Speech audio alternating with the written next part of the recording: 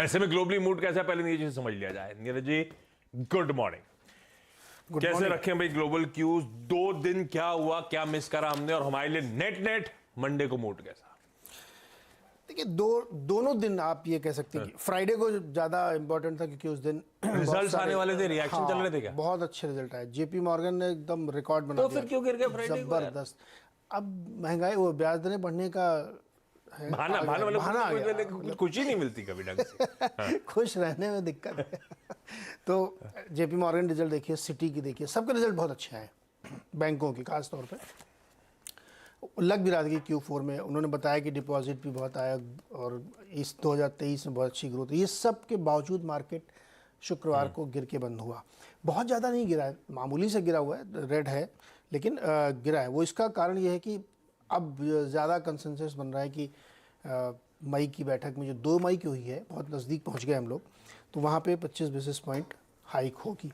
इसके अलावा 2 और डेटा आए थे जो बहुत प्रोमिनेंट डेटा भी हैं और मार्केट उनको लेता भी है। एक रिटेल सेल्स जो 1% गिरी है मंथ ऑन मंथ, और एक कंज्यूमर सेंटिमेंट है वो लेकिन बहुत बढ़ के आया है, 63.2 के आसपास आया है, जो कि अनुमान से ज़्यादा था। तो रिटेल सेल्स का गिरना उस थ्योरी को पुष्ट करता है कि जहाँ पे उनको लगता है कि रिसेशन हो सकता है, क्योंकि तेज़ी से रिटेल सेल्स गिर रही है। और एक और नंबर मैं आपको बताऊँगा, तो ये मिला के हुआ और इससे लोगों को ऐसा लगने लगा कि अब गिरना चाहिए, और इसीलिए मार्केट में प्रॉफिट बुकिंग हुई। एक फेड के गवर्नर साहब हैं वॉलर, उन्होंने तो कह भी दिया है कि इन्फ्लेशन को कंट्रोल करने के लिए अभी रेट हाइक की ज़रूरत है। तो नेट अगर आप इन सारे तथ्यों को मिलाए कि अच्छे रिजल्ट्स, कुछ नंबर्स हैं जहाँ पे एक नंबर अच्छा है, एक नंबर ख़राब है, लेकिन रेट हाइक की तरफ फिर बढ़ रहे हैं। एक हाइक और बढ़ने वाली है मई में 25 बेसिस पॉइंट की, फिर उसके बाद हम लोग जून की बातचीत करने लगे, जो कि बैक टू बैक मीटिंग्स हैं। तो ये दिखाता है कि मार्केट की वहाँ की जो चिंताएं हैं अब शिफ्ट हो चुकी है इकोनॉमिक ग्रोथ की तरफ। एक नंबर आया है डीजल सेल्स का, ग्लोबल नंबर, वो गिर रहा है। ये कंसर्न होना चाहिए, क्योंकि डीजल सेल्स अगर गिरने लगी ग्लोबली, स्लो डाउन की तरफ, तो फिर इंडस्ट्रियल स्लो डाउन है। कि डीजल से फैक्ट्रियां भी चलती हैं, डीजल से पावर भी बनता है, डीजल से गाड़ियां चलती हैं, कमर्शियल चलती हैं, तो डीजल सेल्स ग्लोबली गिरना चिंता की बात होनी चाहिए। तो वो थ्योरी भी अगर आप इसमें जोड़ दीजिए, तो एक तरफ बढ़ती हुई ब्याज दरें और दूसरी तरफ रिसेशन की आशंका, तो फिर मार्केट क्यों इतना चलता।